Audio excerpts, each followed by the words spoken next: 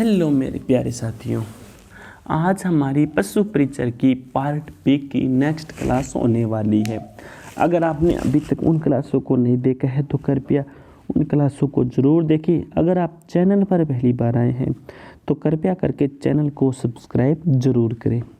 तो आज का जो हमारा टॉपिक होने वाला है, तो आज हम दूध दोहन, दुग्ध स्त्रवण काल और स्वच्छ दूध उत्पादन पर चर्चा करने वाले हैं। तो कल हमने जो हमारा पशुओं की देसी नस्लों वाला टॉपिक था ना, उसको कल हमने फिनिश कर दिया, यानी कल उसको हमने समाप्त कर दिया। उसके बारे में जितने भी हमारे जो महत्वपूर्ण अपडेट थी ना, उन सभी के बारे में जो हमने पढ़ ली थी। तो आज हम जो हमारा नेक्स्ट टॉपिक है वो करने वाले हैं। तो आज की क्लास बिना किसी देरी के शुरू करते हैं। तो सबसे पहला तो हो गया कि जो दुग्ध दोहन है ना, तो दुग्ध दोहन के कुछ सिद्धांत है, यानी प्रिंसिपल ऑफ मिल्किंग। क्या हो गया कि दूध दोहन के कुछ सिद्धांत है। तो सबसे पहले हम उन्हीं पर चर्चा करते हैं और अपने जो चैप्टर को है ना आगे की ओर अग्रसर करते हैं। तो सबसे पहला हो गया जो पशु के जो अयन है, अयन किसको कहते हैं? अयन हम अगर आप गांव में निवास करते हैं तो अयन उसको कहते हैं, उसको, यानी जहाँ पर दूध एकत्रित होता है, यानी जहाँ पर पशु का दूध एक स्थान पर जहाँ बहला होता है और जहाँ पर जो थन होते हैं ना, तो उसको अयन कहा जाता है। क्या कहा जाता है? तो उसको अयन कहा जाता है। यानी पशु के अयन में दूध का बनना एक निरंतर प्रक्रिया है। क्या हो गया कि जो पशु है ना, तो पशु के जो अयन है ना, तो पशु के अयन में जो दूध है ना, तो दूध का बनना, क्या? दूध का बनना एक निरंतर प्रक्रिया है, यानी एक रोजाना चलने वाली प्रक्रिया है। तो हमको यहाँ से यह पता चलता है कि जो पशुओं के अंदर जो दूध बनने की जो प्रक्रिया है ना, वह निरंतर चलती रहती है, यानी यह निरंतर चलने वाली प्रक्रिया है। तो इस बात को आपको अच्छी तरह से याद रखना होगा कि पशुओं के अंदर जो दूध बनने की जो क्रिया है ना, वह निरंतर चलती रहती है। और पशुओं का जो दूध है ना, वह कहाँ पर आकर यानी हम कहें कहाँ पर आकर वह एकत्रित होता है, तो वह हो जाएगा अयन के अंदर। फिर है अयन में दूध एकत्रित करने वाले सभी भागों में दूध बढ़ने के बाद वह क्रिया बहुत धीरे पड़ जाती है। यानी जो पशुओं का जो अयन होता है ना, तो पशुओं के अयनों के अंदर जितना स्थान होता है, उतने स्थान के अंदर दूध भर जाने के बाद जो दूध बनने की जो क्रिया है ना, वह धीमी पड़ जाती है, यानी वह स्लो हो जाती है, जिससे कि और दूध नहीं बन पाता। तो इसके पीछे जो मुख्य कारण है वह यह है कि वहाँ पर और अब कोई खाली जगह नहीं शेष रहती है कि वहाँ पर वहाँ पर दूध और भर सके। तो इसी ही कारण जो है ना, यह ढीली प्रक्रिया है ना, यह ढीली हो जाती है। तो यह प्रक्रिया क्या हो जाती है? तो यह प्रक्रिया ढीली हो जाती है। तो इस बात को हमको याद रखना होगा। कौन सी बात को याद रखना होगा? कि पशुओं के अयन के अंदर दूध भर जाने के बाद जो दूध बनने का जो प्रोसेस है ना, यानी जो दूध बनने की जो क्रिया है ना, वह धीमी पड़ जाती है। क्या हो जाती है वह क्रिया? तो वह क्रिया धीमी पड़ जाती है। अतः अयन को खाली करना आवश्यक हो जाता है। यानी जो अयन होते हैं ना, तो अयन को उस समय खाली करना जरूरी हो जाता है। क्या हो जाता है?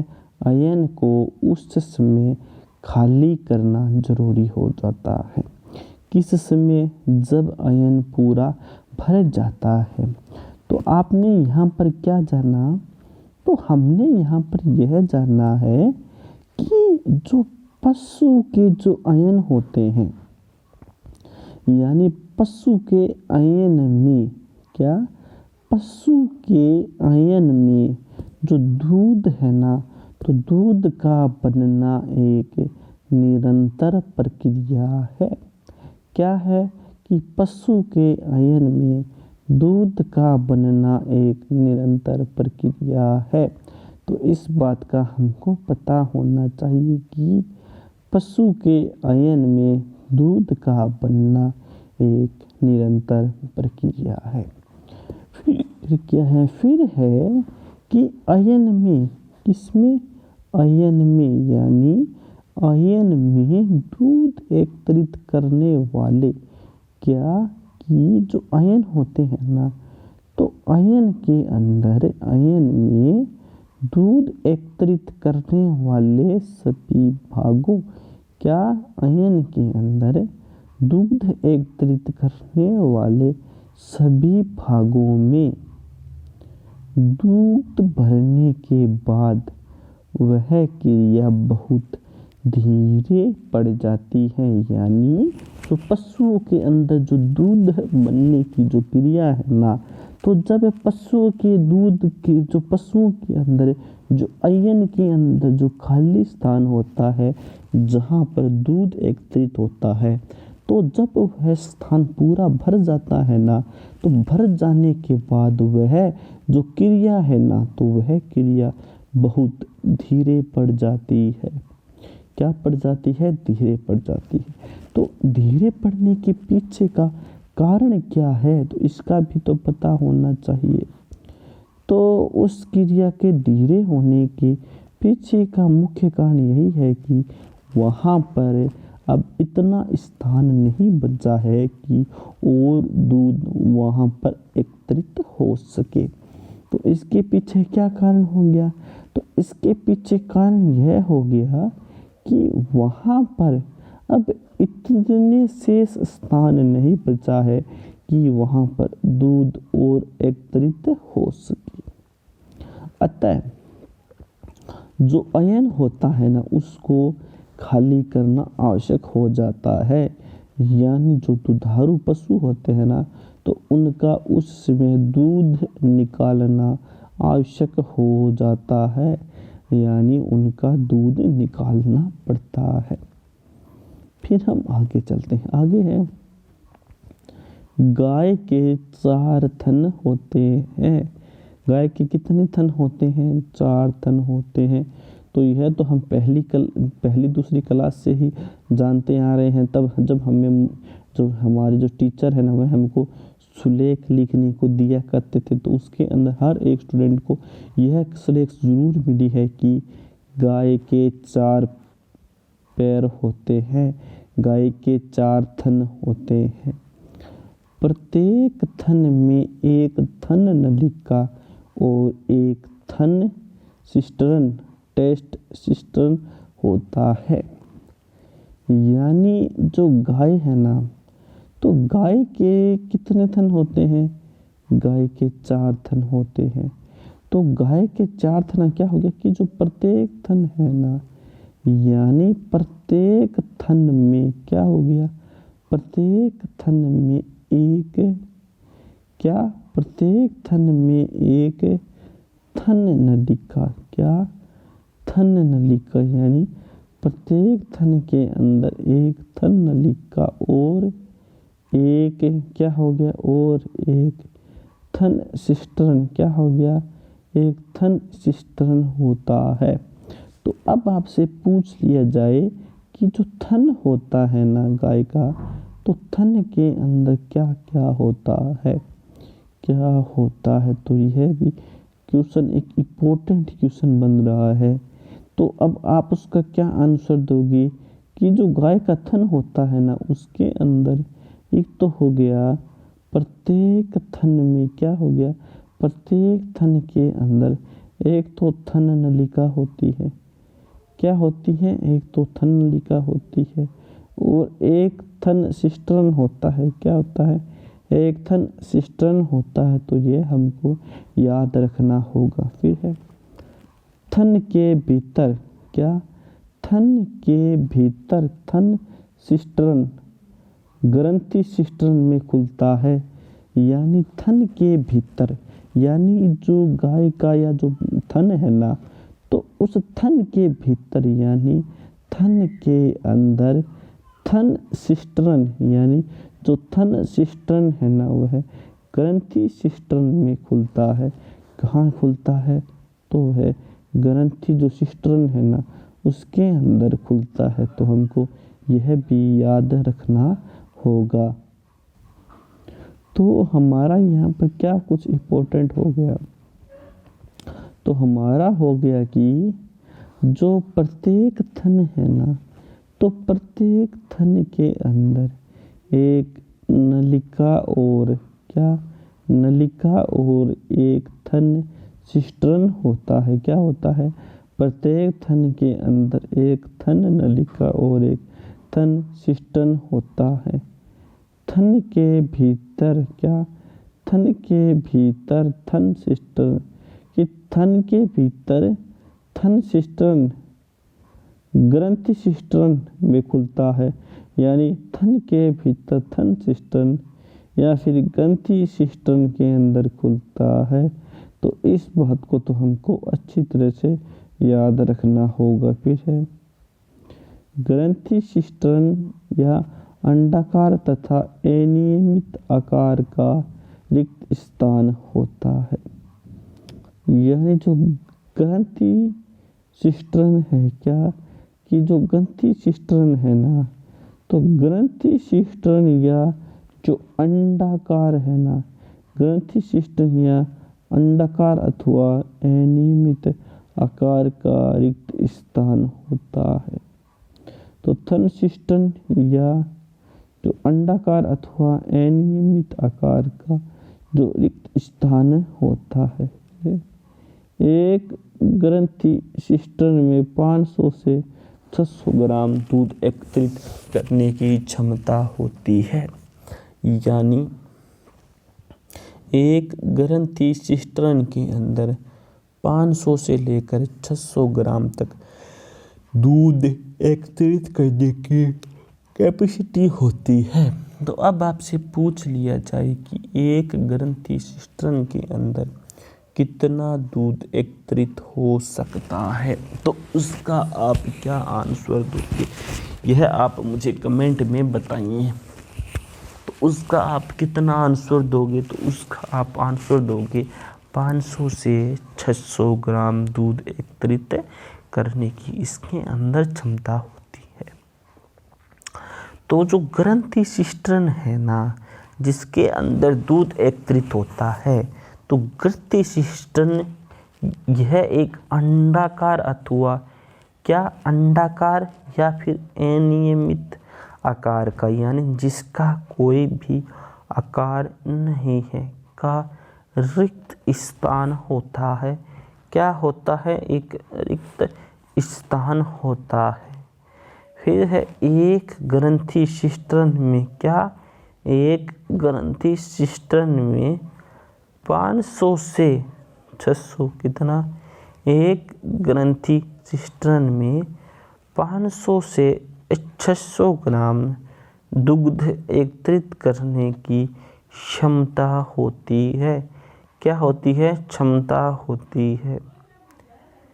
फिर हम आगे चलते हैं। आगे है प्रत्येक ग्रंथि सिस्टर्न में क्या, प्रत्येक ग्रंथि सिस्टर्न में 12 से 50, यानी प्रत्येक ग्रंथि सिस्टर्न में 12 से 50 तक दूध नलिकाएं आकर खुलती हैं। यानी जो प्रत्येक जो ग्रंथि सिस्टर्न है ना, क्या, कि जो प्रत्येक जो ग्रंथि सिस्टर्न है, तो प्रत्येक ग्रंथि सिस्टर्न के अंदर 12 से कितनी, 12 से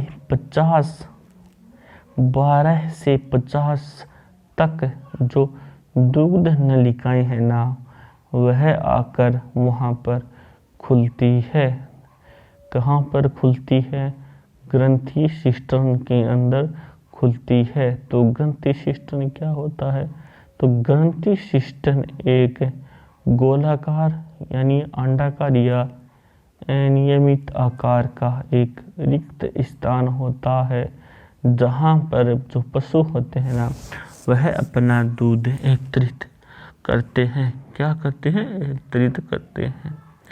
फिर है कि जो एक ग्रंथि सिस्टर्न है ना, यानी एक ग्रंथि सिस्टर्न के अंदर 500 से 600 ग्राम, कितना?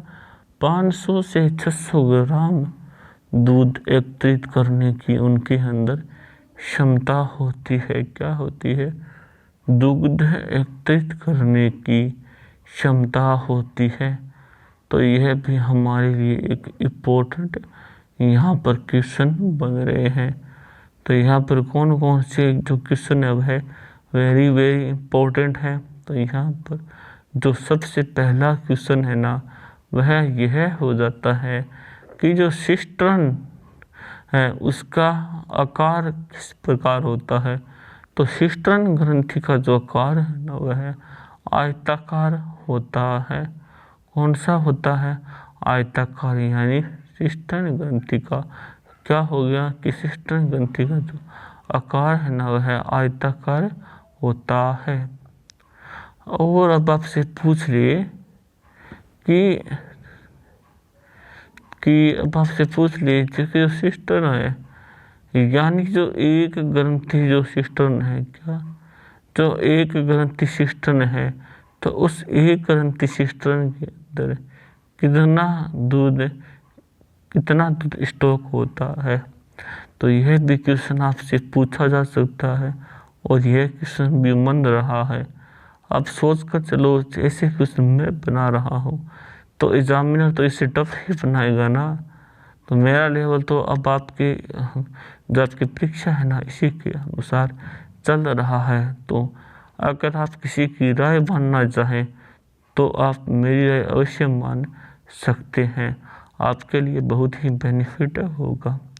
तो अब आपसे पूछ लिया जाए कि जो हमारा है ना कि जो एक ग्रंथि सिस्टर्न है तो उसके अंदर कितना दूध स्टॉक हो सकता है। तो उसका आप क्या आंसर दोगे? तो उसका आप आंसर दोगे 500 से लेकर 600 ग्राम तक दूध इसके अंदर स्टोर हो सकता है। फिर हम आगे चलते हैं। आगे है तो जो प्रत्येक जो ग्रंथि होती है यानी जो प्रत्येक जो रिस्टन ग्रंथि होती है ना उसके अंदर 12 से 50 जो होती है ना वह दूध नलिकाएं आपस में आकर वहाँ पर खुलती है। यानी यहाँ पर क्या मेन है?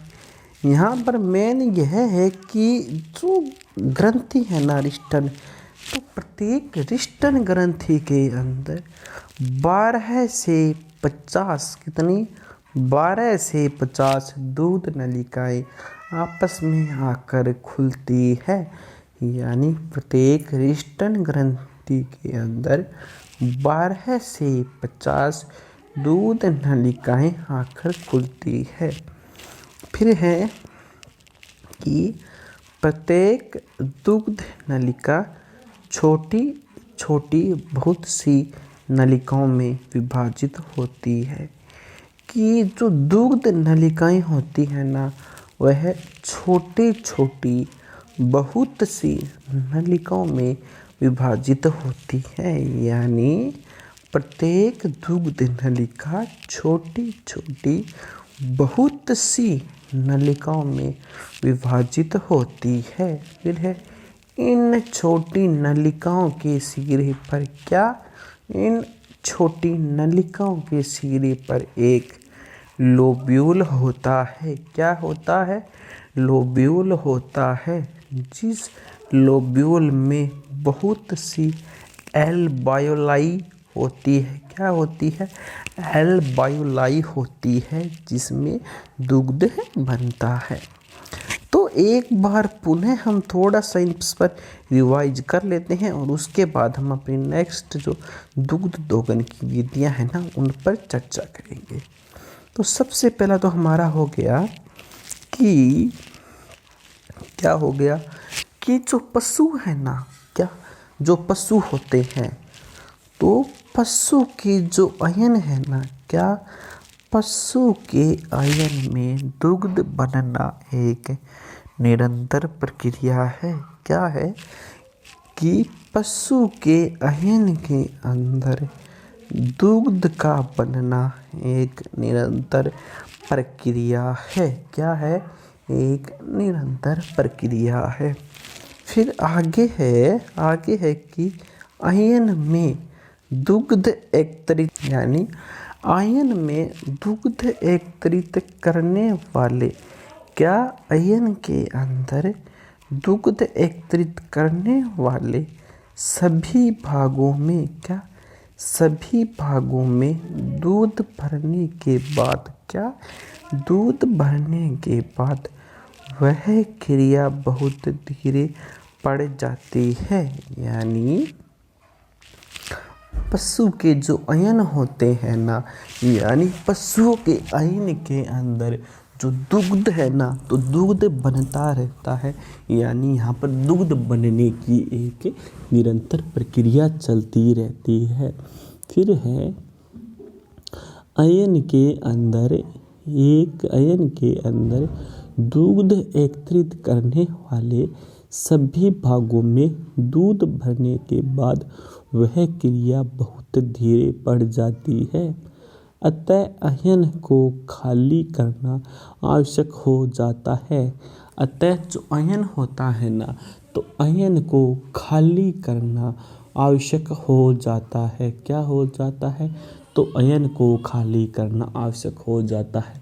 और जो दुधारू पशु होते हैं ना, उनका जो दूध है ना, उसका दोहन कर लिया जाता है। यानी उसका जो दूध है ना, वह निकाल लिया जाता है। जब अयन पूरे भर जाते हैं ना, तब उस दूध को निकालना पड़ता है ताकि नया दूध बन सके। फिर है जो गाय होती है ना, तो गाय के 4 थन होते हैं। तो ये हम बचपन से सुनते आ रहे हैं कि गाय के 4 थन होते हैं।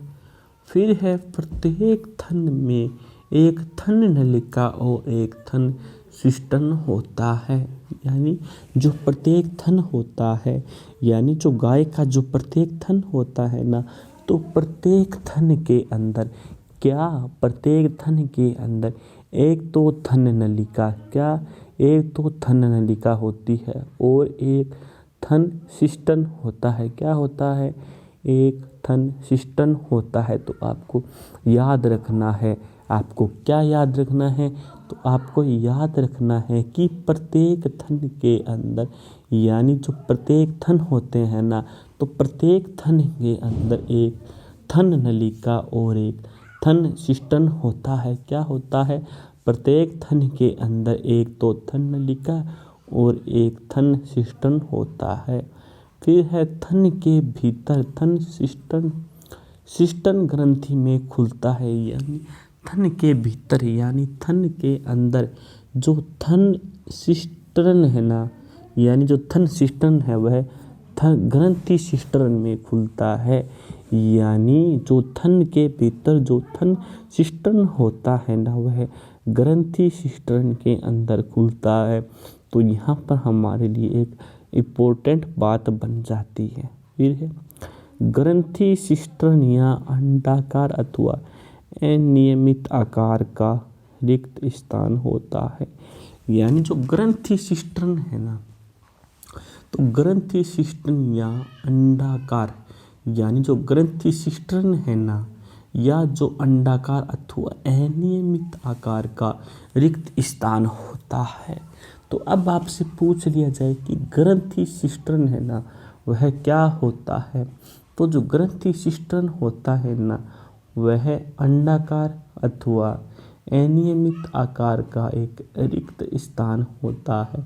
क्या होता है? जो ग्रंथि सिस्टन है ना, या जो अंडाकार है ना, तो जो ग्रंथि सिस्टन है ना, वह अंडाकार और अनियमित आकार का एक रिक्त स्थान होता है। क्या होता है? एक रिक्त स्थान होता है। फिर है एक ग्रंथि सिस्टर्न में 500 से 600 ग्राम दुग्ध एकत्रित हो जाता है। क्या कि एक ग्रंथि सिस्टर्न में, यानी एक ग्रंथि सिस्टर्न के अंदर 500 से लेकर 600 ग्राम दूध एकत्रित करने की क्षमता होती है। क्या होती है कि एक ग्रंथि सिस्टर्न के अंदर 500 से लेकर 600 ग्राम दूध एकत्रित करने की क्षमता होती है। तो यह भी हमको याद रखना होगा। उसके बाद हम आगे चलते हैं। आगे है प्रत्येक ग्रंथि सिस्टर्न में 12 से 50 तक दुग्ध नलिकाएं आकर खुलती है। यानी जो प्रत्येक ग्रंथि सिस्टर्न है ना, क्या यानी जो प्रत्येक ग्रंथि सिस्टर्न है, तो प्रत्येक ग्रंथि सिस्टर्न के अंदर 12 से लेकर 50 कितनी 12 से 50 तक जो दुग्ध नलिकाएं हैं, क्या जो दूध नलिकाएं हैं ना, वह आकर खुलती है, वह आकर खुलती है। तो हमको इस बात का भी ध्यान रखना होगा कि प्रत्येक ग्रंथि सिस्टर्न में 12 से 50 तक दुग्ध नलिकाएं आकर खुलती है और प्रत्येक दुग्ध नलिका छोटी छोटी बहुत सी नलिकाओं में विभाजित होती है। यानी प्रत्येक दुग्ध नलिका क्या हो गया, यानी प्रत्येक जो दुग्ध नलिका है ना, वह छोटी छोटी बहुत सी नलिकाओं में विभाजित होती है। यानी प्रत्येक दुग्ध नलिका यानी प्रत्येक ग्रंथि सिस्टर्न में, क्या प्रत्येक ग्रंथि सिस्टर्न के अंदर 12 से 50 तक, क्या प्रत्येक ग्रंथि सिस्टर्न के अंदर 12 से 50 तक दुग्ध नलिकाएं आकर खुलती है। क्या कि प्रत्येक ग्रंथि सिस्टर्न के अंदर 12 से 50 तक दुग्ध ग्रंथियां आकर खुलती हैं। फिर है प्रत्येक दुग्ध नलिका, क्या प्रत्येक दुग्ध नलिकाएं छोटी छोटी, क्या छोटी छोटी बहुत सी नलिकाओं में विभाजित होती है। क्या होती है कि प्रत्येक दुग्ध नलिका छोटी छोटी बहुत सी नलिकाओं में विभाजित होती है।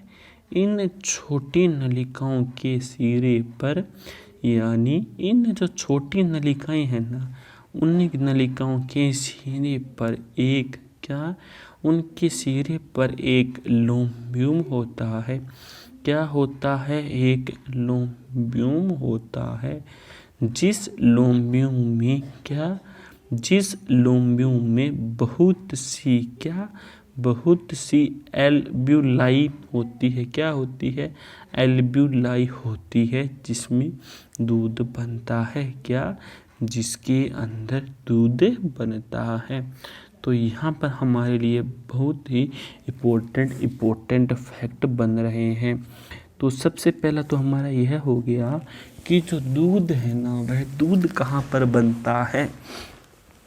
तो इसका आंसर क्या होगा, इसका आंसर होगा कि जो दुग्ध नलिकाएं होती हैं ना, तो इन छोटी छोटी नलिकाओं की, यानी जो दूध ग्रंथि जो नलिकाएं हैं ना, तो इन छोटी छोटी नलिकाओं के सिरे पर, क्या नलिकाओं के सिरे पर एक लोम्ब्यूम होता है।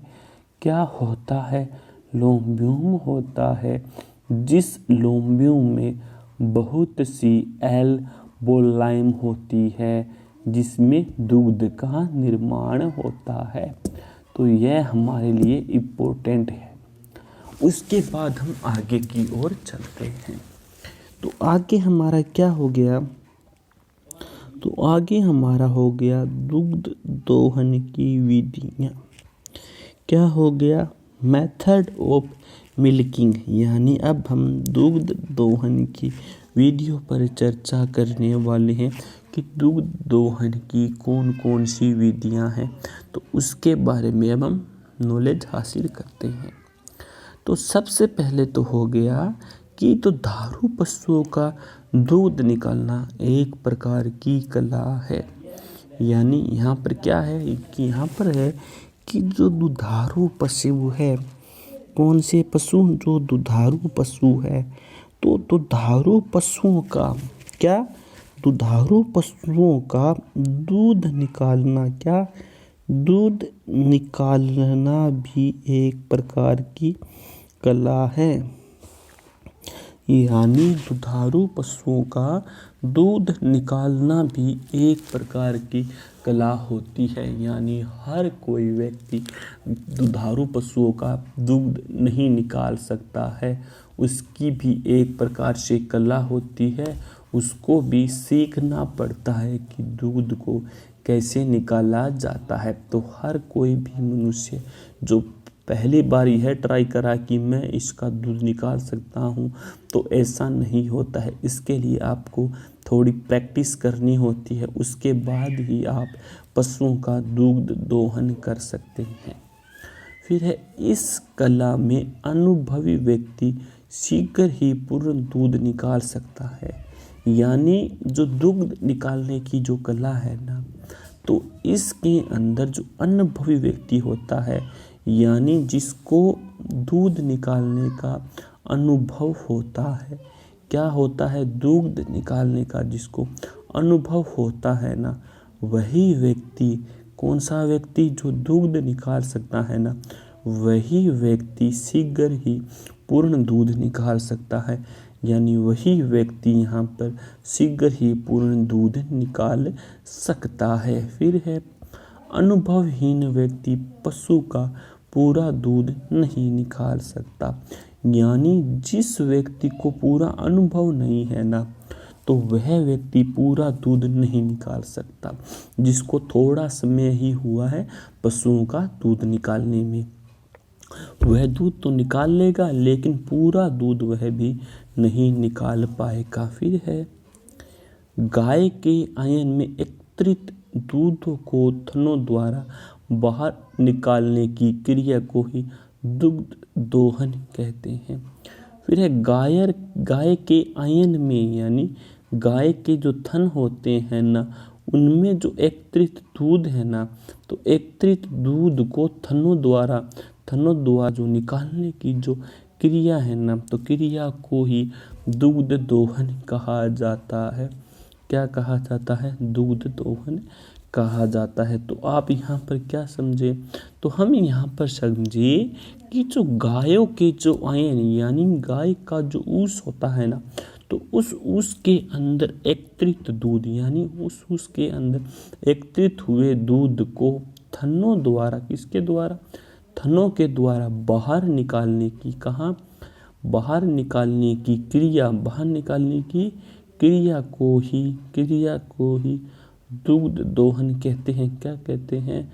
दुग्ध दोहन कहते हैं। यानी गायों के आयन में एकत्रित दूध को थनों से बाहर निकालने की क्रिया को ही दुग्ध दोहन के नाम से जाना जाता है। तो यह हमको याद रखना है। तो अब हम एक बार पुनः दुग्ध दोहन की जो विधियाँ हैं ना, उन पर बारीकी से चर्चा कर लेते हैं।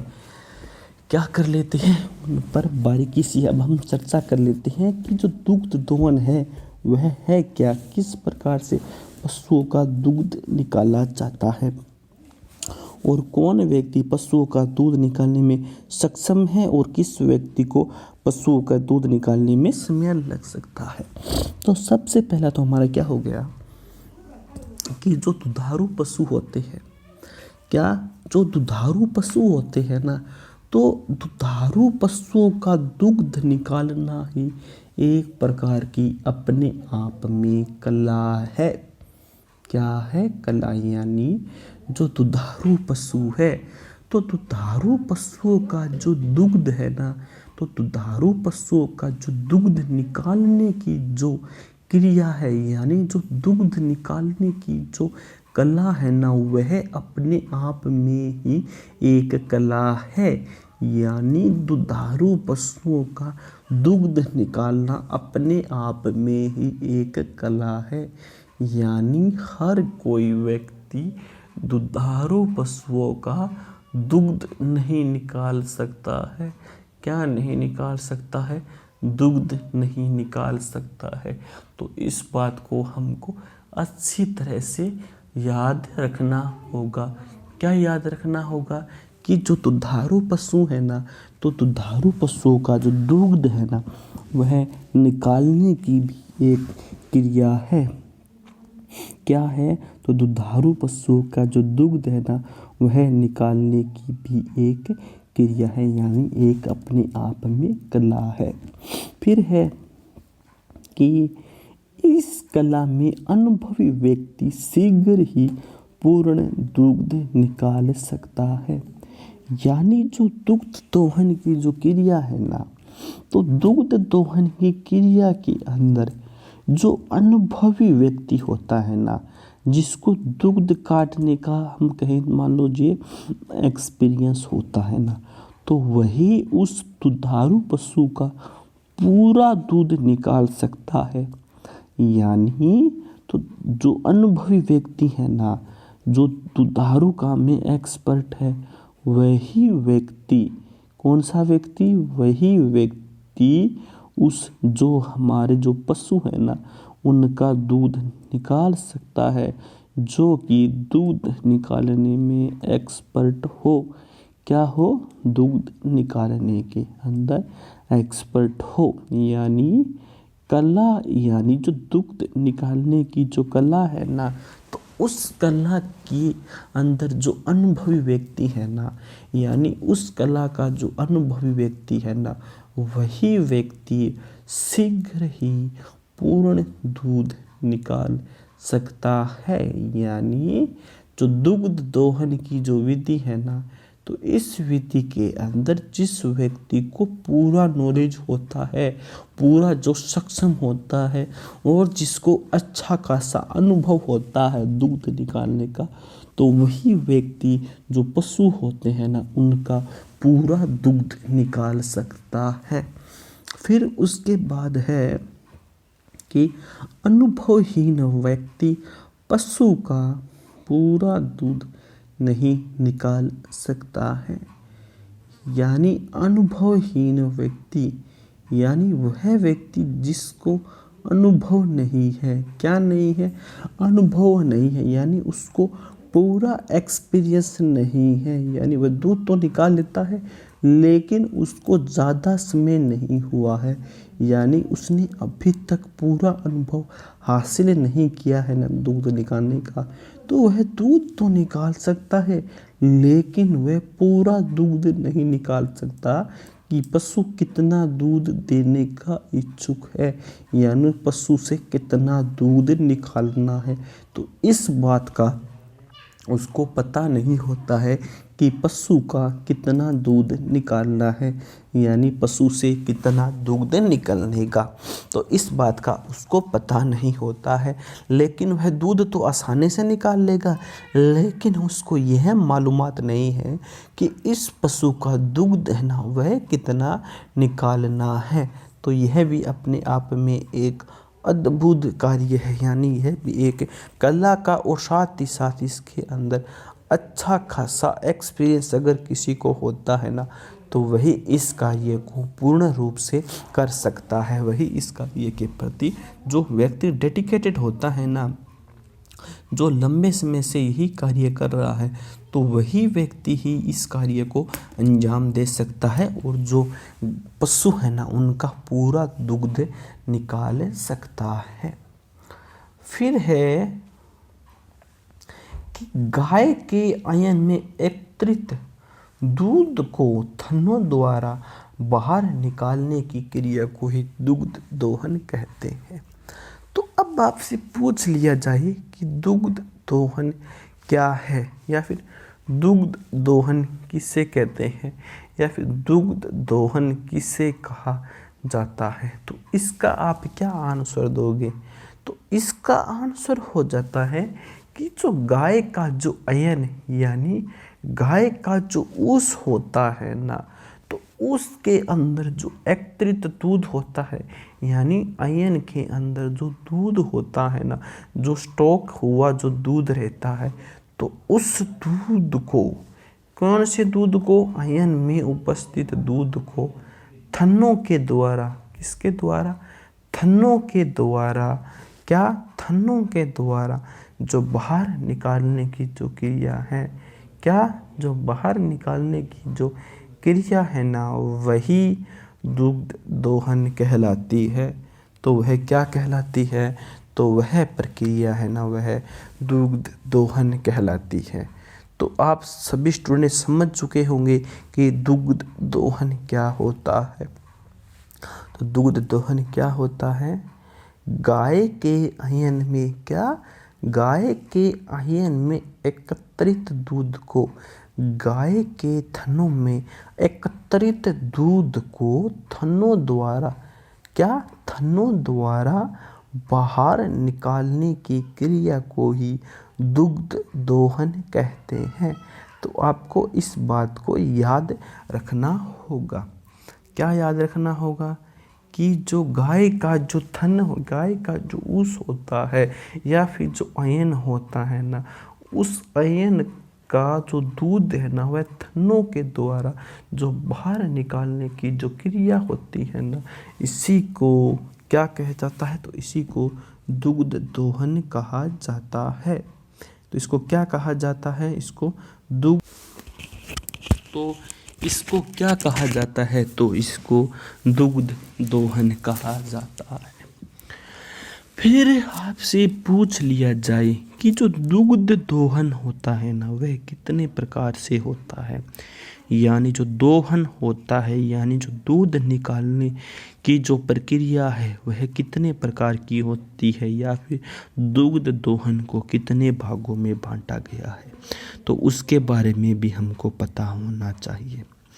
तो जो दुग्ध दोहन के जो प्रकार हैं ना, वे 2 प्रकार बताए गए हैं। कितने प्रकार बताए गए हैं दूध दोहन के, दुग्ध दोहन के 2 प्रकार बताए गए हैं। तो वे 2 प्रकार कौन कौन से हैं, जो पहला जो प्रकार है ना, वह है मशीन द्वारा। कौन सा पहला प्रकार कौन सा है, तो पहला जो प्रकार है ना, वह हो जाएगा मशीन द्वारा। किसके द्वारा, मशीन द्वारा। और जो दूसरा जो प्रकार है ना, वह हो जाएगा हाथों द्वारा। कौन सा हो गया, हाथों द्वारा। यानी दुग्ध दोहन करने के 2 प्रकार हैं। तो वे 2 प्रकार कौन कौन से हैं, उसका आप वर्णन कीजिए। तो जो दुग्ध दोहन के जो 2 प्रकार है ना, उसके अंदर जो सबसे पहला जो प्रकार है ना, वह है मशीन द्वारा दुग्ध दोहन। क्या हुआ, मशीन द्वारा दुग्ध दोहन। और जो सेकंड है ना, वह है हाथों द्वारा दुग्ध दोहन। कौन सा हो गया, हाथों द्वारा दुग्ध दोहन। तो आज हम मशीन द्वारा दुग्ध दोहन पर चर्चा करेंगे। क्या करेंगे कि जो मशीन द्वारा जो दुग्ध दोहन किया जाता है, यानी जो मशीनों के द्वारा जो दुग्ध निकाला जाता है, तो उस पर आज हम सबसे पहले चर्चा करने वाले हैं कि जो मशीनों के द्वारा जो दुग्ध दोहन है वह कैसे किया जाता है।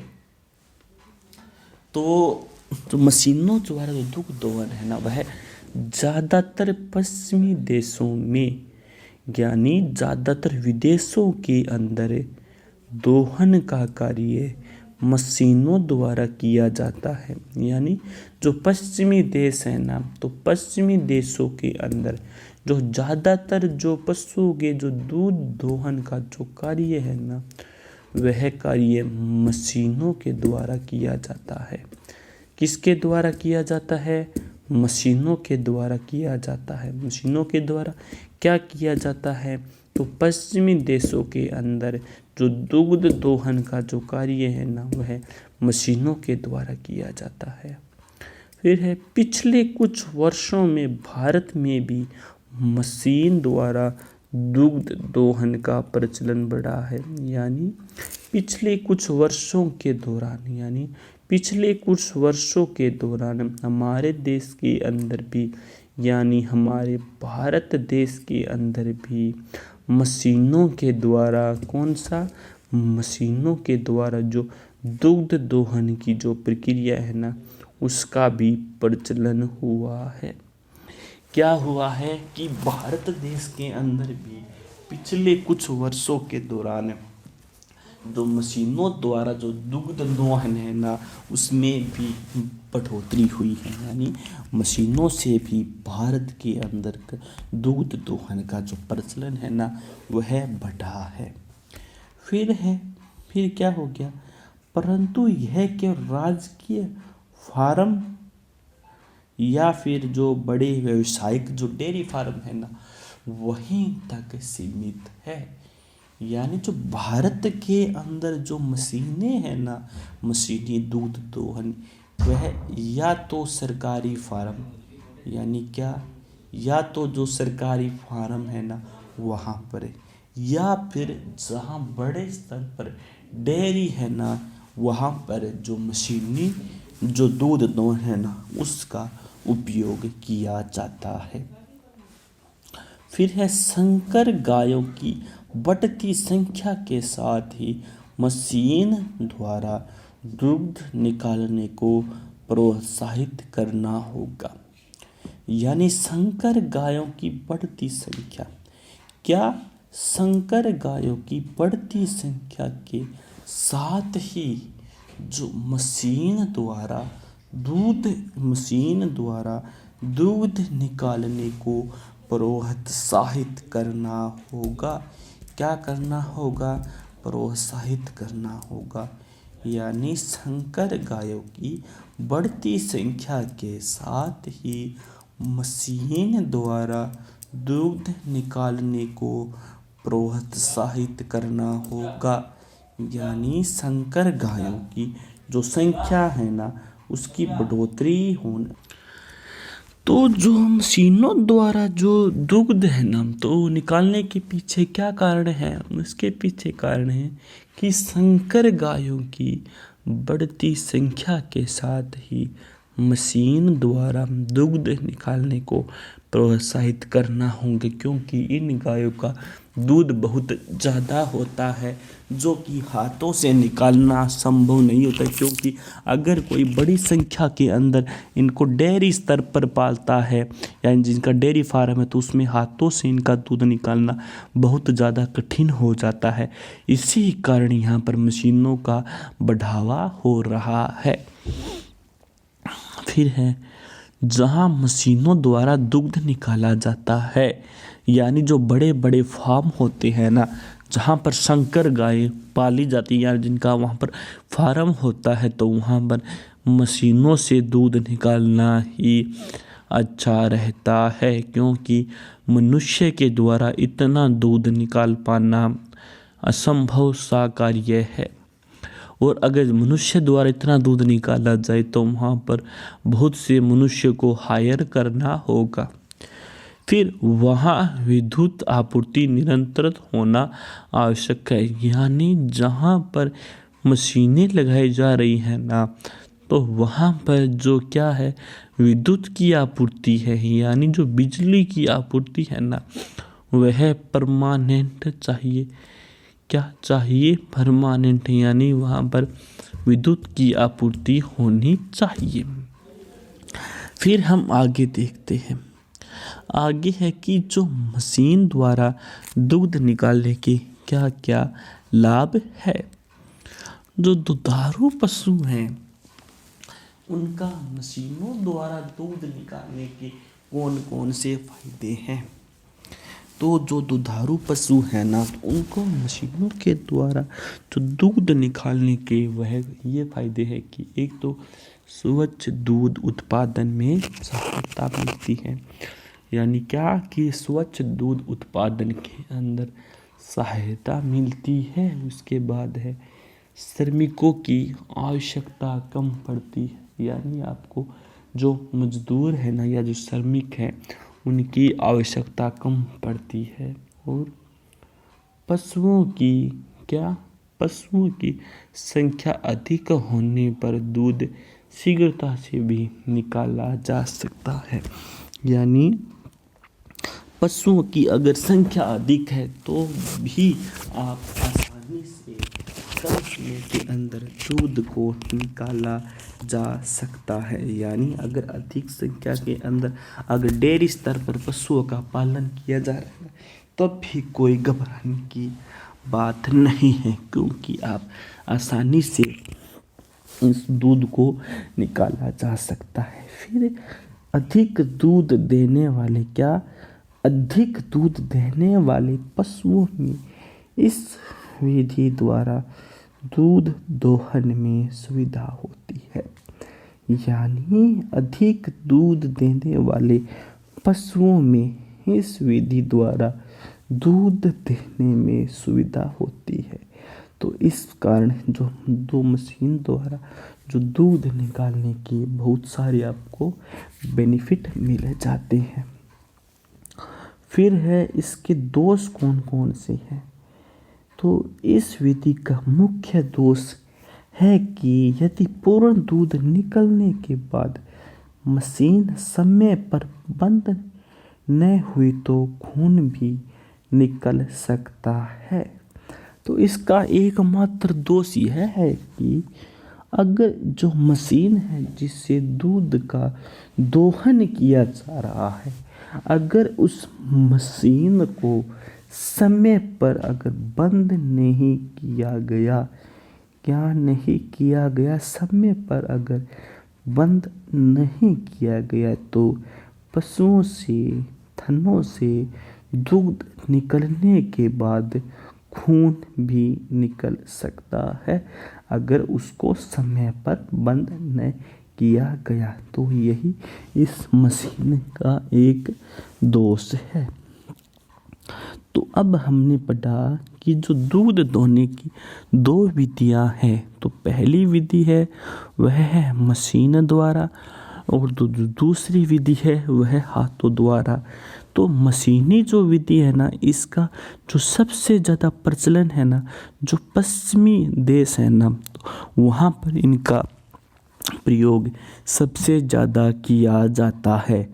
और पिछले कुछ वर्षों के दौरान इसका उपयोग हमारे भारत देश के अंदर भी प्रचलन में है, यानी इसका प्रचलन बढ़ा है। परंतु भारत के अंदर यह केवल राजकीय फार्म और बड़े जो डेयरी फार्म है ना, वहीं पर इनका उपयोग किया जाता है। फिर है संकर गायों की बढ़ती हुई पॉपुलेशन के कारण मशीनों से दूध निकालना आसान हो जाता है। फिर है अगर आप मशीनों का उपयोग दूध निकालने के लिए कर रहे हैं ना, तो आपके पास बिजली की आपूर्ति निरंतर होना आवश्यक है। यह नहीं है कि आपके पास बिजली की आपूर्ति निरंतर नहीं, यानी कभी आ रही है कभी जा रही, इस प्रकार नहीं। आपके पास बिजली की आपूर्ति निरंतर होनी चाहिए। यानी जब से दूध निकालना शुरू किया है और जब तक दूध निकल कर ख़त्म नहीं हो जाता तब तक बीच में आपकी बिजली बंद नहीं होनी चाहिए, यानी उसकी आपूर्ति निरंतर होनी चाहिए। फिर है मशीन द्वारा दूध निकालने के बहुत से फायदे भी हैं और इसके कुछ दोष भी हैं।